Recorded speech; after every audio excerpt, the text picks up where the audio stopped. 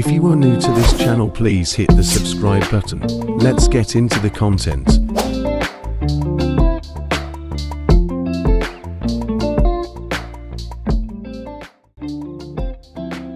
உலக மக்கள் எல்லோருக்கும் வணக்கங்க. இன்னைக்கு நாம பார்க்க போறது முட்டை வச்சு ஒரு பன்னீர் ரோஸ்ட் மாதிரி ஒரு டிஷ்.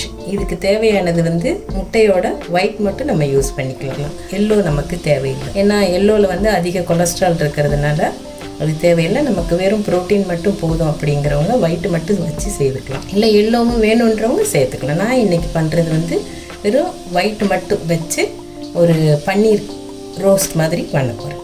இப்போ நம்ம முட்டையோட 10 முட்டையோட ஒயிட் மட்டும் எடுத்திருக்கேன். அதுக்கு தேவையான உப்பு போட்டுக்கிறேன்.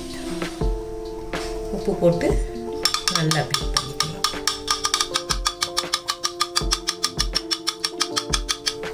நல்லா பீட் பண்ணிவிட்டு இதை குக்கரில் வச்சு வேக வச்சுக்கலாம்.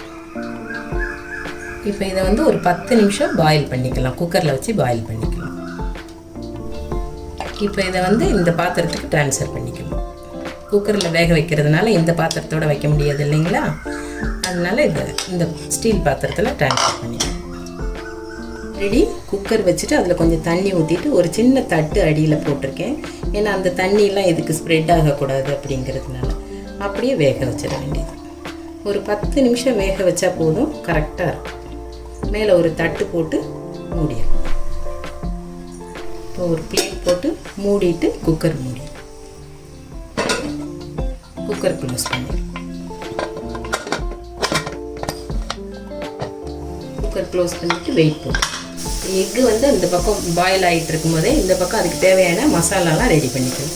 இப்போ நான் சொல்கிறது 10 முட்டைக்கு தேவையான அளவு சொல்கிறேன். நான் ஒரு 2 டேபிள் ஸ்பூன் ரீஃபைண்ட் ஆயில் போட்டு கொஞ்சம் சோம்பு வெடித்த பிறகு வெங்காயம் போட்டு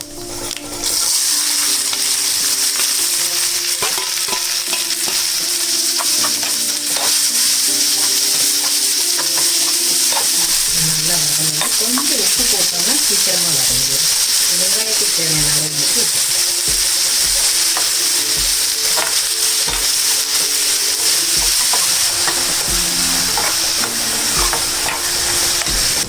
அரை டீஸ்பூன் மஞ்சள் தூள், 1 டேபிள் ஸ்பூன் மல்லித்தூள், மிளகாய்த்தூள் ரெண்டும் மிக்ஸ் ஆனது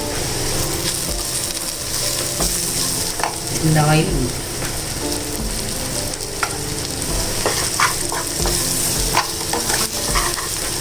கொஞ்சம் கறிவேப்பிலை,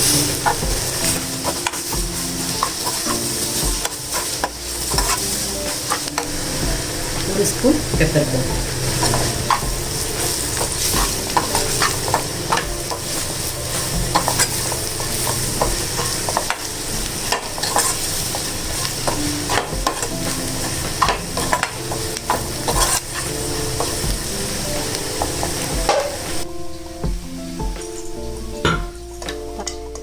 எக்கோட ஒயிட் நல்லா ஸ்மூத்தாக பாயில் ஆகிடுச்சு. இப்போ வெளியே எடுத்துக்கலாம்.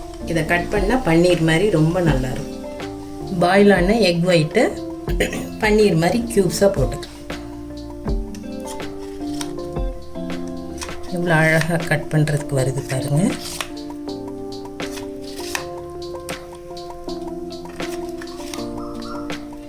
இது வெறும் ப்ரோட்டீன் அப்படிங்கிறதுனால பெரியவங்க, வயசானவங்க, குழந்தைங்க எல்லாருமே தைரியமாக சாப்பிட்டுக்கலாம். ஏன்னா கொலஸ்ட்ரால் கிடையாது இல்லைங்களா. இப்போ பாருங்கள், இது எவ்வளோ அழகாக குக் ஆகிருக்கு பாருங்கள். வெறும் எக்கோட ஒயிட்டு தான் பன்னீர் மாதிரி எவ்வளோ அழகாக இருக்குது பாருங்கள். உடம்புக்கும் அவ்வளோ நல்லது. இது எல்லாருமே தைரியமாக சாப்பிட்டுக்கலாம். பெரியவங்க, குழந்தைங்க எல்லாருமே தைரியமாக சாப்பிடலாம். எல்லோ சேராததுனால கொலஸ்ட்ரால் கிடையாது.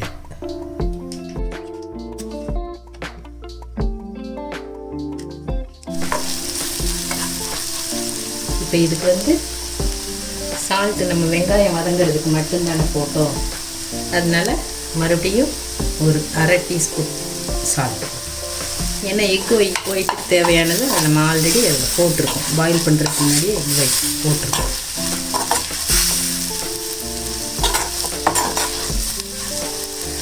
எக் பாயில் ஆகிறதுக்குள்ளே இதுக்கு தேவையான மசாலா ரெடி ஆகிடுச்சு. 5 நிமிஷத்து வேலை தான் இது.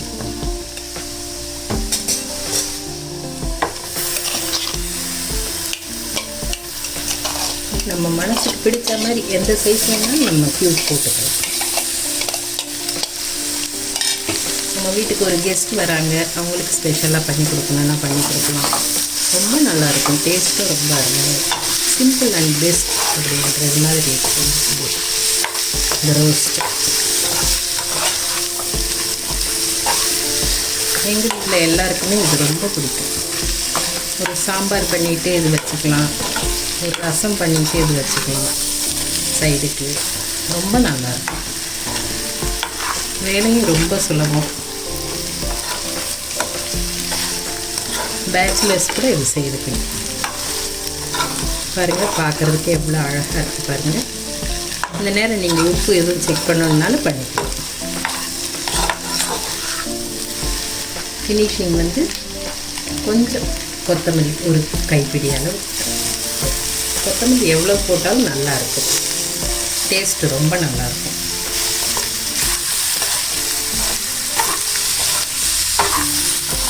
ஆயில் நீங்கள் இன்னும் கொஞ்சம் தேவைன்னாலும் ஆயில் போடும்.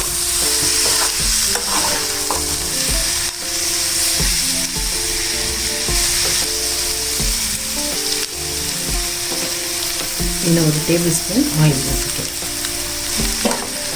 அவ்வளோதாங்க இதோட வேலை. பார்க்குறதுக்கு எவ்வளோ டெலிஷியஸாக நல்லா இருக்குது பாருங்கள். சாப்பிட்றதுக்கும் அப்படி தாங்க சூப்பராக இருக்கும். நீங்களும் இதை செய்து பாருங்கள். பன்னீர் மாதிரி எவ்வளோ சிறப்பாக இருக்குது பாருங்கள். இதே மாதிரி நீங்களும் கண்டிப்பாக செய்து பாருங்கள். தேங்க்யூ. ஸ்டவ் ஆஃப் பண்ணிடலாங்க.